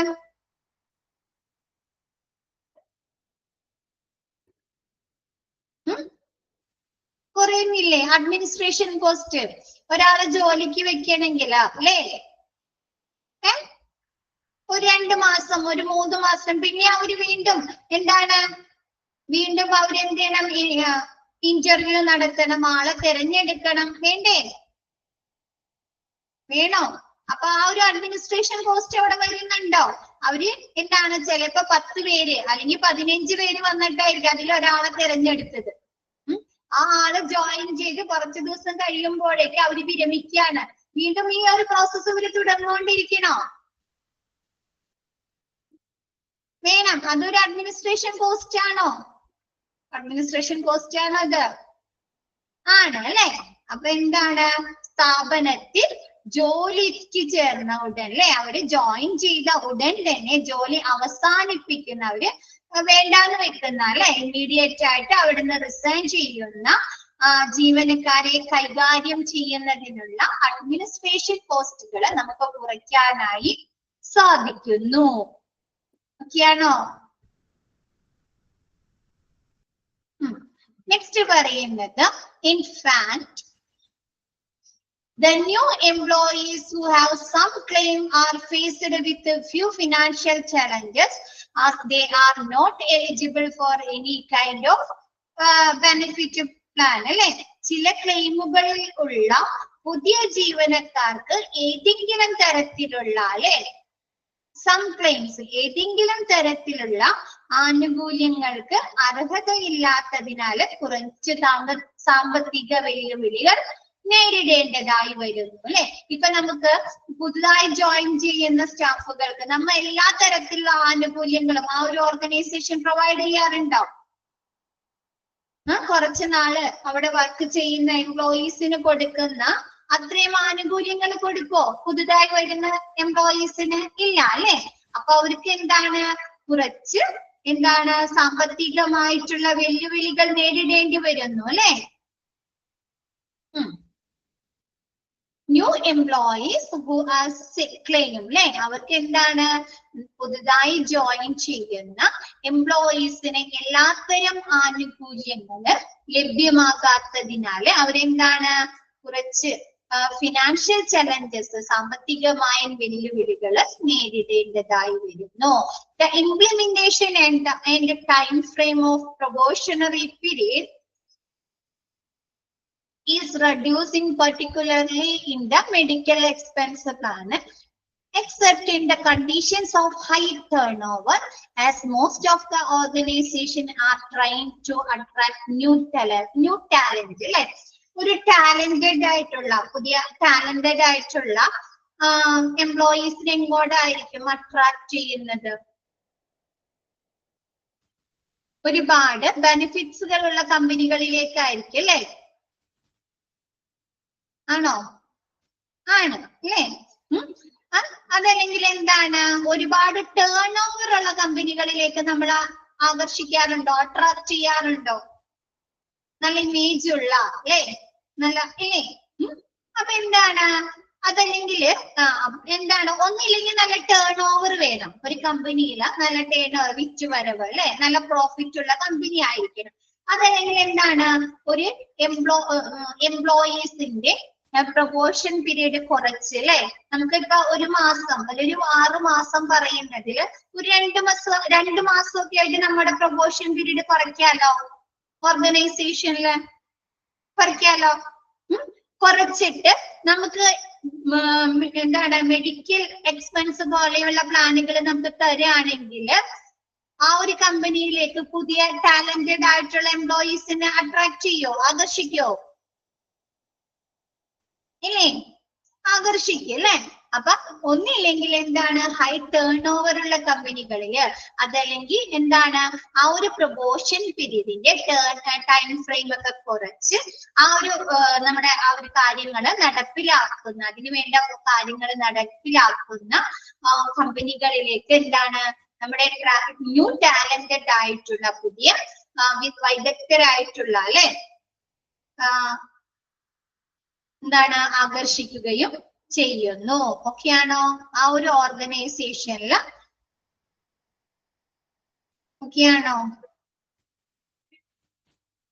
പുതിയ പ്രതിഭകളെ ആകർഷിക്കുകയും ചെയ്യുന്നു. ഓക്കെയാണോ? എക്സെപ്റ്റ് ആണ് കേട്ടോ. അതൊക്കെ implementation and time frame of probationary periods is reducing, എന്താണ്, ആ ഒരു പ്രൊമോഷൻ പീരീഡ് റെഡ്യൂസ് ചെയ്ത് അതിനു വേണ്ട ആ ഒരു ഫ്രെയിം വർക്ക് കാര്യങ്ങളൊക്കെ ഇംപ്ലിമെന്റ് ചെയ്ത് മെഡിക്കൽ എക്സ്പെൻസ് പോലെയുള്ള പ്ലാനുകൾ ആ ഒരു എംപ്ലോയീസിന് പ്രൊവൈഡ് ചെയ്യുന്ന കമ്പനികളിലേക്ക്, except in the condition of high turnover അല്ലെ. ആ ഒരു കമ്പനി ഹൈ ടേൺ ഓവറിൽ അല്ലാത്ത സിറ്റുവേഷനിൽ അവർ എന്ത് ചെയ്യാം, ഇങ്ങനെയുള്ള പ്രൊബോഷൻ പീരീഡ് ഒക്കെ കുറച്ചിട്ടാണിട്ട് എംപ്ലോയീസിന് ബെനിഫിറ്റ്സുകളൊക്കെ പ്രൊവൈഡ് ചെയ്യുമ്പോൾ ആ ഒരു ഓർഗനൈസേഷനിലേക്ക് പുതിയ പ്രതിഭകളായിട്ടുള്ള എംപ്ലോയീസിനെ ആകർഷിക്കാനായി സാധിക്കുന്നു. ഓക്കെ അല്ലേ?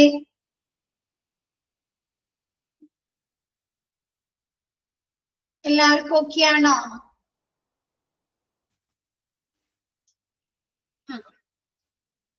നെക്സ്റ്റ് പറയുന്നത് ഫിനാൻസിങ് അല്ലെ. ഫിനാൻസിങ് നോക്കിയേ. The employee has to pay a portion of the cost of his or her coverage in several benefits plan അല്ലെ. എന്താണ്? മിക്ക ആനുകൂല്യങ്ങൾ അല്ലെ, നിരവധി ആനുകൂല്യ പദ്ധതികളിൽ ആ ഒരു എംപ്ലോയീസ്, ഹി ഓർ ഷീ, ആണായിക്കോട്ടെ പെണ്ണായിക്കോട്ടെ അല്ലെ, എന്ത് ചെയ്യുന്നുണ്ട്? അവരുടെ ഒരു ഭാഗം കോൺട്രിബ്യൂട്ട് ചെയ്യാറുണ്ടോ? ഇല്ലേ? EPF അല്ലെ, employee provident fund, ESIA, insurance, retirement savings, അതേപോലെയുള്ള ഇതിലേക്ക് നമ്മുടെ ഭാഗത്ത് നിന്ന്, നമ്മൊരു എംപ്ലോയീസ് ആണെങ്കിൽ നമ്മുടെ ഭാഗത്ത് നിന്ന് ഒരു കോൺട്രിബ്യൂഷൻ ഇല്ലേ? മാസാമാസം ഒരു കോൺട്രിബ്യൂഷൻ ഉണ്ടോ? ഉണ്ട് അല്ലെ. അപ്പൊ എന്താണ്? The employees has to pay a portion of the cost of his or her coverage in several benefits plan അല്ലെ. നിരവധി ബെനിഫിറ്റ്സ് പ്ലാനുകളിൽ അവന്റെ അല്ലെങ്കിൽ അവളുടെ ഒരു കോൺട്രിബ്യൂഷൻ ആയിട്ട്, ഒരു സംഭാവനയായിട്ട് എന്താണ് ആ ഒരു എംപ്ലോയീസ് ഒരു amount അടയ്ക്കുന്നുണ്ട്. This can help the employer financially, or the funds which are saved from this can be used in facilitating other types of benefits to the employees അല്ലെ. എന്താണ്? അപ്പൊ ഇങ്ങനെ കോൺട്രിബ്യൂട്ട് ചെയ്ത് കഴിയുമ്പോൾ ആ ഒരു ഫണ്ട്, നമ്മുടെ എംപ്ലോയീസ് കൊടുക്കുന്ന മാസം കൊടുക്കുന്ന ആ ഒരു ഫണ്ട് നമ്മുടെ എംപ്ലോയറിനെ ഫിനാൻഷ്യലി ആയിട്ട് സപ്പോർട്ട് ചെയ്യുന്നുണ്ടോ? സഹായിക്കുന്നുണ്ട് അല്ലെ. കൂടാതെ എന്താണ്? or the funds which are saved from this can be, പിന്നെ എന്താണ്? കൂടാതെ ആ മാസാമാസം അവർ ഈ എംപ്ലോയീസിൽ നിന്ന് ഈ ഈടാക്കുന്ന, ഈ അവരെ കോൺട്രിബ്യൂഷൻ ആയിട്ട് ഈ വാങ്ങിക്കുന്ന ഫണ്ട് വെച്ചിട്ട് ഈ എംപ്ലോയീസിന്, നമ്മുടെ എംപ്ലോയീസിന് വേറെ എന്തെങ്കിലും ബെനിഫിറ്റ്സുകൾ അവർക്ക് കൊടുത്താലോ? കൊടുത്തൂടെ? കൊടുക്കാം അല്ലെ. അപ്പൊ ഈ കോൺട്രിബ്യൂഷൻ ബെനിഫിറ്റ്സ്, കോൺട്രിബ്യൂഷൻ ആയിട്ട് ഈ എംപ്ലോയീസിൽ നിന്ന് വാങ്ങിക്കുന്ന ഈ എമൗണ്ട് എന്താണ്? നമ്മുടെ തൊഴിലുടമയെ സാമ്പത്തികമായിട്ട് സഹായിക്കുകയും കൂടാതെ എന്താണ്? എംപ്ലോയീസിന് അല്ലെ, അവിടെ വർക്ക് ചെയ്യുന്ന എംപ്ലോയീസ്, തൊഴിലാളികൾക്ക് മറ്റു രീതിയിലുള്ള എന്തെങ്കിലും ബെനിഫിറ്റ്സുകളായിട്ട് നമ്മളുടെ എംപ്ലോയറിന് പ്രൊവൈഡ് ചെയ്യാനും നൽകാനും സാധിക്കുന്നു. ഓക്കെയാണോ?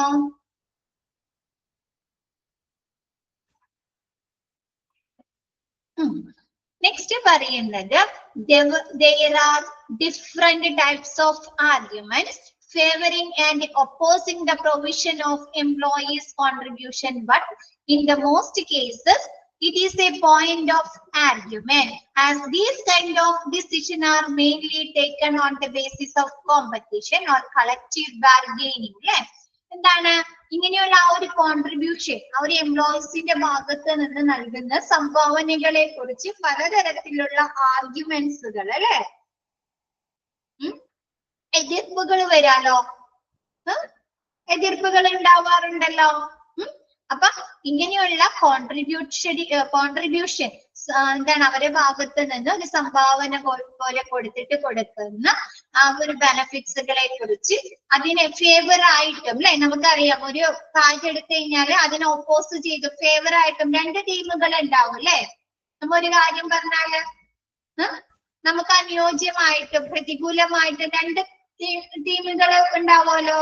അതേപോലെ ഈ നമ്മുടെ കോൺട്രിബ്യൂഷൻ ബെനിഫിറ്റ്സിനെ കുറിച്ച് ഫേവർ ചെയ്തും അതല്ലെങ്കിൽ അതിനെ ഓപ്പോസ് ചെയ്തിട്ട് പല തരത്തിലുള്ള ആർഗ്യുമെന്റ്സ്, വാദങ്ങൾ ഉണ്ട്. ബട്ട് ഇൻ മോസ്റ്റ് കേസസ്, ഇത് പ്രധാന ഇതിലും എന്താണ്? It is A point of arguments അല്ലെ. ഇതെന്താണ്? ആർഗ്യുമെന്റ്സ് ആണെന്ന്, വാദങ്ങളാണ്. എന്തിനു വേണ്ടിയിട്ട്? as these kind of decision are mainly taken on the എന്തെങ്കിലും ഈ കൈൻഡ്സ് ഓഫ് ഇങ്ങനെയുള്ള ഡിസിഷൻ തീരുമാനങ്ങൾ ആ ഒരു കോൺട്രിബ്യൂഷൻ എംപ്ലോയീസിനെ നല്ല രീതിയിൽ എഫക്ട് ചെയ്യുന്നില്ല എന്നുള്ള ഡിസിഷനുകൾ എടുക്കുന്നത് ചിലപ്പോൾ എന്തെങ്കിലും മത്സരത്തിന്റെ ബേസിസിലായിരിക്കുന്നു, കോമ്പറ്റീഷന്റെ ബേസിസിൽ, അതല്ലെങ്കിൽ എന്താണ് കളക്റ്റീവ് ആയിട്ടുള്ള ബാർഗൈനിങ്ങിന്റെ കൂട്ടായ വിലപേശലിന്റെ അടിസ്ഥാനത്തിലോ ആയിരിക്കും അല്ലെ.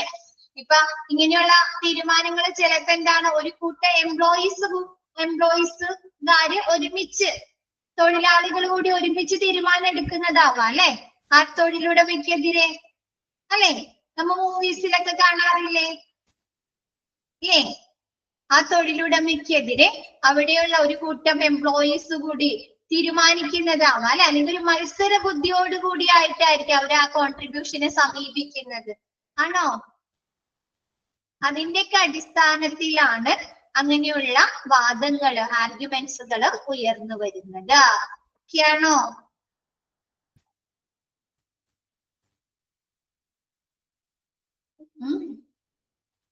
ശരിക്കും നിങ്ങളൊരു ഒരു എംപ്ലോയർ ആണെങ്കിൽ കോൺട്രിബ്യൂഷൻ ബെനിഫിറ്റ്സിനെ സപ്പോർട്ട് ചെയ്യുന്നുണ്ടോ?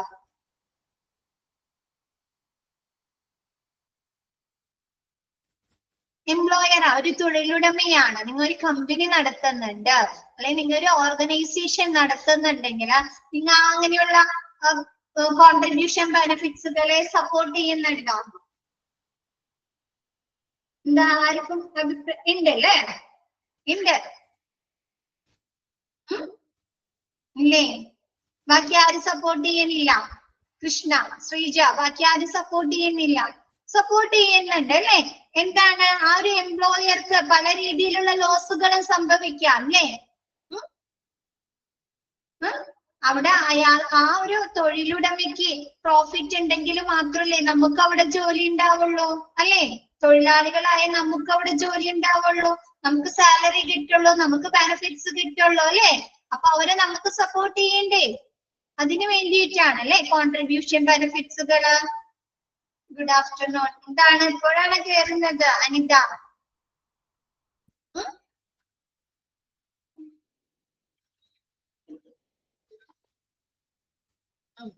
ഓക്കെ ഓക്കെ ആയോ? ഇത് ഇപ്പൊ മിസ് എടുത്തത് ഓക്കെ ആണോ? നെക്സ്റ്റ് എടുത്തോട്ടെ മിസ്.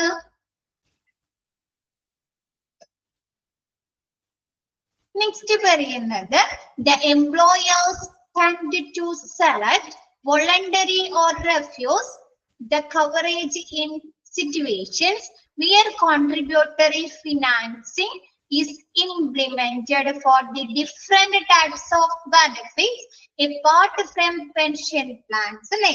പെൻഷൻ പദ്ധതികൾക്ക് പുറമേ അല്ലെ നമ്മ എംപ്ലോയീസിന് കൊടുക്കുന്ന പെൻഷൻ പദ്ധതികൾക്ക് പുറമെ വിവിധ തരത്തിലുള്ള ആനുകൂല്യങ്ങൾക്കായിട്ട് കോൺട്രിബ്യൂട്ടറി ധനസഹായം നടപ്പിലാക്കാറുണ്ട് അല്ലേ.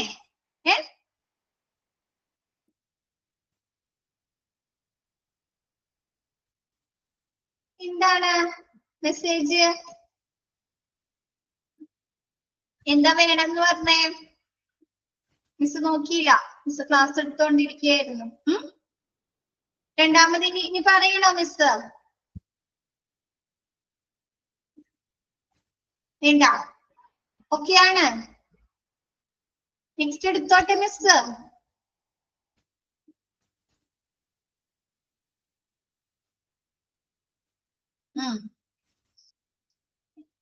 ഓക്കെ, എന്താണ് നമ്മൾ പെൻഷൻ പദ്ധതികൾക്ക് പുറമെ വിവിധ തരത്തിലുള്ള ആനുകൂല്യ പദ്ധതികൾക്കായി നമ്മൾ കോൺട്രിബ്യൂട്ടറീസ് ധനസഹായം നടപ്പിലാക്കുന്നുണ്ട് അല്ലെ. പെൻഷൻ പദ്ധതികൾക്ക് മാത്രമാണ് നമ്മൾ കോൺട്രിബ്യൂഷൻ മേടിക്കുന്നത്. ESI, വെൽനസ് പ്രോഗ്രാം, ഇൻഷുറൻസ് അല്ലെ, അതിനൊക്കെ നമ്മൾ കോൺട്രിബ്യൂഷൻ മേടിക്കുന്നുണ്ട് അല്ലെ. അപ്പൊ എന്താണ് പെൻഷൻ പദ്ധതികൾക്ക് പുറമെ എന്താണ് മറ്റു പല ബെനിഫിറ്റ്സുകൾക്കും നമ്മൾ എന്താണ് കോൺട്രിബ്യൂട്ടറി ധനസഹായം നടപ്പിലാക്കുന്ന സാഹചര്യങ്ങളില് എന്താണ് ഒന്നില്ലെങ്കിൽ നമ്മുടെ തൊഴിലുടമ, നമ്മുടെ എംപ്ലോയർ സ്വമേധയാ വോളണ്ടറിയോ അതല്ലെങ്കിൽ എന്താണ് തൊഴിലുടമ സ്വമേധയാ കവറേജ് തിരഞ്ഞെടുക്കാനോ സെലക്ട് ചെയ്യാനോ അല്ലെങ്കിൽ റെഫ്യൂസ് ചെയ്യുകയോ ചെയ്യുന്നു. ചില സിറ്റുവേഷന്റെ ഭാഗമായിട്ട് ആ ഒരു കോൺട്രിബ്യൂഷൻ നമ്മുടെ എംപ്ലോയർ സ്വമേധയാ നിരസിക്കുകയോ അതല്ലെങ്കിൽ അവരത് സെലക്ട് ചെയ്യുകയോ അവർക്ക് ചെയ്യാം. ഓക്കെ ആണോ? നമ്മുടെ എംപ്ലോയറിന് എന്താണ് നമ്മുടെ ഈ കോൺട്രിബ്യൂഷൻ നമ്മ കൊടുക്കുന്ന കോൺട്രിബ്യൂഷൻ അല്ലേ, എംപ്ലോയി കൊടുക്കുന്ന കോൺട്രിബ്യൂഷൻ ഇല്ലേ, അവർക്ക് ഒന്നില്ലെങ്കിൽ സ്വമേധയാ നിരസിക്കുകയോ അതല്ലെങ്കിൽ ആ ഒരു കോൺട്രിബ്യൂഷൻ അവർക്ക് സെലക്ട് വാങ്ങുകയോ ചെയ്യാം. ഓക്കെ ആണോ? അത് നെക്സ്റ്റ് പറയുന്നത് the cost to the employer will additionally get low based on the degree to which coverage is declined by few employees. കുറച്ച് ജീവനക്കാർക്ക് അല്ലെ, നമുക്ക് കൊടുക്കുന്ന ഒരു കുറച്ച് ജീവനക്കാർക്ക് കവറേജ് എത്രത്തോളം നിരസിക്കുന്നു എന്നതിനെ അടിസ്ഥാനമാക്കി തൊഴിലുടമയ്ക്കുള്ള ചെലവും കുറയും അല്ലെ. നമ്മുടെ തൊഴിലാളികളെ എത്ര തൊഴിലാളികള് അത് നിരസിക്കുന്നു, ആ ഒരു കവറേജ് നിരസിക്കുന്നു എന്നതിന്റെ അടിസ്ഥാനത്തിൽ നമ്മുടെ തൊഴിലുടമയുടെ എന്താണ് ചെലവ് കുറയുന്നു. But this saving can be minimized by negative choices which are resulted by those who select coverage. എന്നാൽ കവറേജ് തിരഞ്ഞെടുക്കുമ്പോഴുണ്ടാകുന്ന നെഗറ്റീവ് ചോയ്സുകൾ വഴിയും ഈ സമ്പാദ്യം കുറയാൻ കഴിയും അല്ലെ. നമ്മ കവറേജ് തിരഞ്ഞെടുത്തു, ഈ ഇന്ന കവറേജ് മതി എന്ന് പറഞ്ഞ ആ ഒരു എംപ്ലോയറെ തിരഞ്ഞെടുത്തതിന് ശേഷം അത് നിരസിക്കാലോ, റെഫ്യൂസ് ചെയ്യാലോ. അപ്പൊ അതുമൂലം അവർക്ക് എന്തെങ്കിലും സാമ്പത്തിക നഷ്ടങ്ങൾ ഉണ്ടാകുന്നുണ്ടോ? നമ്മുടെ എംപ്ലോയറിന് നെഗറ്റീവ് ചോയ്സുകൾ വഴി എന്താണ് ഈ സമ്പാദ്യം അല്ലെ, അവർക്ക് കിട്ടുന്ന ആ ഒരു കോൺട്രിബ്യൂട്ടറി സമ്പാദ്യം കുറയാനും കാരണമാകുന്നു. ഓക്കെയാണോ? ഫസ്റ്റ് പറയുന്നത് എന്താണ്, ഇപ്പൊ ആ ഒരു കോൺട്രിബ്യൂട്ടറി ബെനിഫിറ്റ്സുകൾ എല്ലാ എംപ്ലോയീസും ചില എംപ്ലോയീസ് തെരഞ്ഞെടുക്കുന്നു, ചില എംപ്ലോയീസ് നിരസിക്കുന്നു. എല്ലാവരും അത് സെലക്ട് ചെയ്താൽ മാത്രമല്ലേ നമ്മുടെ എംപ്ലോയർക്ക് എന്തെങ്കിലും സാമ്പത്തിക ലാഭം ഉണ്ടാവുള്ളൂ അല്ലേ. അപ്പൊ കൂടുതൽ പേര് നിരസിച്ചു കഴിഞ്ഞാൽ ആ ഒരു കോൺട്രിബ്യൂട്ടറി ബെനിഫിറ്റ്സ് റെഫ്യൂസ് ചെയ്ത് കഴിഞ്ഞാൽ അവർക്ക് നഷ്ടമാണോ ലാഭമാണോ? തൊഴിലുടമയ്ക്ക് ലോസ് സംഭവിക്കും അല്ലേ. അപ്പൊ അതാണ് ആദ്യം പറയുന്നത്, എന്താണ് the cost of employer will additionally get low based on the degree to which coverage is declined. Few employees അല്ലെ, few employees മാത്രം ആ ഒരു ഇത് കവറേജ് സെലക്ട് ചെയ്യുമ്പോൾ അല്ലെങ്കിൽ കുറച്ച് എംപ്ലോയീസ് ആ ഒരു കവറേജ് നിരസിക്കുമ്പോൾ എന്താണ് നമ്മുടെ എംപ്ലോയറിന് സാമ്പത്തിക നഷ്ടം ഉണ്ടാകുന്നു അല്ലെ. നെക്സ്റ്റ് പറയുന്നത് എന്താണ്, നമ്മുടെ ആ ഒരു കവറേജ് അല്ലെങ്കിൽ നമ്മുടെ ആ ഒരു ഇത് ചൂസ് ചെയ്തതിന് ശേഷം നെഗറ്റീവ് ചോയ്സ് അല്ലെ അവര് എന്താണ് അത് നിരസിക്കുകയും ചെയ്യുമ്പോൾ എന്താണ് ആ ഒരു എംപ്ലോയറിന് തൊഴിലുടമയ്ക്ക് ഉണ്ടാകുന്ന സമ്പാദ്യം കുറയ്ക്കാനായിട്ട് സാധിക്കുന്നു. ഓക്കെയാണോ? Additionally, if the option of refusing the coverage is available to the employees, the employee himself or his or her dependents will without coverage in case of any occurrence of loss. കൂടാതെ coverage നിരസിക്കാനുള്ള option ജീവനക്കാർക്ക് ലഭ്യമാകണമെങ്കിൽ ആദ്യം പറഞ്ഞത് എന്താണ്, നമ്മുടെ ആ ഒരു എംപ്ലോയർക്കാണ് ആ ഒരു കവറേജ് നിരസിക്കാനോ അല്ലെങ്കിൽ ക്ലിയർ ആയില്ല, മിസ് ഒന്നുകൂടെ പറഞ്ഞുതരാം. ആദ്യം പറഞ്ഞു എന്താണ്, the employer tended to select voluntary or refuse the coverage in situation where contributory financing is implemented for the different type of benefits apart from pension plans. എന്താണ് പെൻഷൻ പദ്ധതികൾ അല്ലാതെ എന്താണ് മറ്റു തരത്തിലുള്ള മറ്റു പല ആനുകൂല്യങ്ങൾക്കും നമുക്ക് കോൺട്രിബ്യൂട്ടറി ബെനിഫിറ്റ്സുകള് ധനസഹായം നടപ്പിലാക്കുന്നുണ്ട് അല്ലെ. ESI ഉണ്ട്, ESI ക്ക് നമ്മ ഒരു കോൺട്രിബ്യൂഷൻ കൊടുക്കുന്നുണ്ടോ? വെൽനസ് പ്രോഗ്രാമുകൾക്കുണ്ട്, ഇൻഷുറൻസിനുണ്ട് അല്ലെ? നമ്മുടെ ഭാഗത്തു നിന്ന് ഒരു കോൺട്രിബ്യൂഷൻ ഉണ്ടോ? ഉണ്ട് അല്ലെ? അപ്പൊ എന്താണ്, തൊഴിലുടമകൾക്ക് സ്വമേധയാ ഈ കവറേജ് തിരഞ്ഞെടുക്കാനോ അല്ലെങ്കിൽ നിരസിക്കാനോ സാധിക്കുന്നു. ചില എംപ്ലോയീസിന്റെ അടുത്ത് നിന്ന് മാത്രം ആ ഒരു കവറേജ് സ്വീകരിക്കാം, ചിലർ അതിൽ നിന്ന് ഒഴിവാക്കാം, ആ ഒരു കോൺട്രിബ്യൂഷനിൽ നിന്ന് ഒഴിവാക്കാം. അത് മനസ്സിലായോ? അത്രയും മനസ്സിലായോ എല്ലാവർക്കും? നെക്സ്റ്റ് പറയുന്നത്, the cost to the employer will additionally get low based on the degree to which coverage is declined by few employees. അല്ലെ? നമ്മ കുറച്ച് എംപ്ലോയീസിനെ ആ ഒരു കവറേജിന്റെ കോൺട്രിബ്യൂഷനിൽ നിന്ന് ഒഴിവാക്കി കഴിയുമ്പോൾ ആ ഒരു എംപ്ലോയർക്ക് കോസ്റ്റ് കൂടുകയാണോ കുറയാണോ ചെയ്യുന്നത്? കൂടുകയാണ് അല്ലെ? കൂടും. അതുവഴി അവർക്ക് നഷ്ടം ഉണ്ടാവില്ലേ? അവരെല്ലാം ചെലവ് ഇവര് തന്നെ നയിക്കേണ്ടി വരികയാണ് അല്ലെ? തൊഴിലുടമ തന്നെ നയിക്കേണ്ടി വരികയാണ് അല്ലെ? അപ്പൊ അവർക്ക് അതുമായി ബന്ധപ്പെട്ട് വരുന്ന ചെലവ് കൂടില്ലേ? ആ ഒരു കോൺട്രിബ്യൂട്ടറി ബെനിഫിറ്റ്സുമായി വരുന്ന ചെലവ് നമ്മുടെ എംപ്ലോയർക്ക് കൂടല്ലേ? അത് മനസ്സിലായോ അനിത? ആ സെന്റൻസ് മനസ്സിലായോ? നെക്സ്റ്റ് പറയുന്നത്, but these savings can be minimized by negative choices which are resulted by those who select coverage. കൂടാതെ വേറൊരു തരത്തിലും കൂടി ഈ സേവിങ് അവരിങ്ങനെ ഉണ്ടാക്കുന്ന സേവിങ് കുറയ്ക്കുന്നു. എങ്ങനെയാണെന്ന് വെച്ചാല്, നമ്മുടെ എംപ്ലോയീസ് ആ ഒരു കോൺട്രിബ്യൂഷൻ ഞാൻ കോൺട്രിബ്യൂഷൻ തരാം എന്ന് പറഞ്ഞ് സെലക്ട് ചെയ്തതിന് ശേഷം അവര് നെഗറ്റീവ് ഇമ്പാക്ട് ഉണ്ടാക്കില്ലേ? നെഗറ്റീവ് ചോയ്സ്, അതിൽ നിന്ന് പിന്മാറില്ലേ? കോൺട്രിബ്യൂഷൻ തരുന്നതിൽ നിന്ന് പിന്മാറുമല്ലോ. ആ സമയത്ത് അവർക്ക് നഷ്ടമാണോ? നമ്മുടെ എംപ്ലോയറിന് നഷ്ടമാണോ? അപ്പോഴും എന്താണ്, നമ്മുടെ എംപ്ലോയറിന്റെ സേവിങ്സ് മിനിമൈസ് ചെയ്യുന്നു, കുറയ്ക്കുന്നു. ഓക്കെ ആണോ? അപ്പൊ നെക്സ്റ്റ് വേറൊരു കാര്യം കൂടി, മിസ് ഗ്രാറ്റുവിറ്റി പറഞ്ഞില്ലേ നിങ്ങൾക്ക്? ഗ്രാറ്റുവിറ്റി അപ്പൊ ഒരു ഇക്വേഷൻ പറഞ്ഞു തന്നു അല്ലെ? n into b into 15 divided by 26 എന്ന് പറഞ്ഞു തന്നു അല്ലെ? അതില് 26 എന്താണെന്ന് പറഞ്ഞു? നമ്പർ ഓഫ് വർക്കിംഗ് ഡേയ്സ് ആണ് അല്ലെ? ഒരു മാസത്തിലെ ആവറേജ് വർക്കിംഗ് ഡേയ്സ് ആണെന്ന് പറഞ്ഞു. 15 എന്ന് പറയുന്നത് ഒരു വർഷത്തില് നമ്മുടെ എംപ്ലോയീസ് ഒരു വർഷം കംപ്ലീറ്റ് ചെയ്യുമല്ലോ.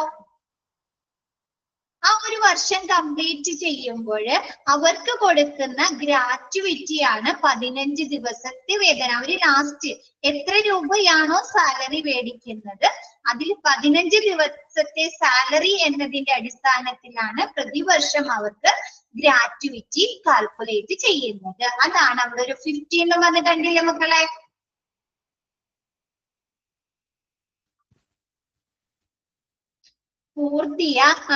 പൂർത്തിയാക്കിയ അവര് കംപ്ലീറ്റ് ചെയ്ത ഓരോ സേവന വർഷത്തിനും 15 ദിവസത്തെ വേതനം എന്ന നിലയിലാണ് അവർക്ക് ഗ്രാറ്റുവിറ്റി കണക്കാക്കുന്നത്. അതാണ് 15 divided by 26 എന്ന് പറയുന്നത്. ഓക്കെ ആണോ? ഓക്കെ. അപ്പൊ മിസ് ഇന്നത്തെ ക്ലാസ് ഇത്ര എടുക്കുന്നുള്ളൂ. ബാക്കി നെക്സ്റ്റ് ക്ലാസ്സിൽ എടുക്കാം കേട്ടോ. ക്ലിയർ അല്ല എല്ലാവർക്കും? Okay, thank you all.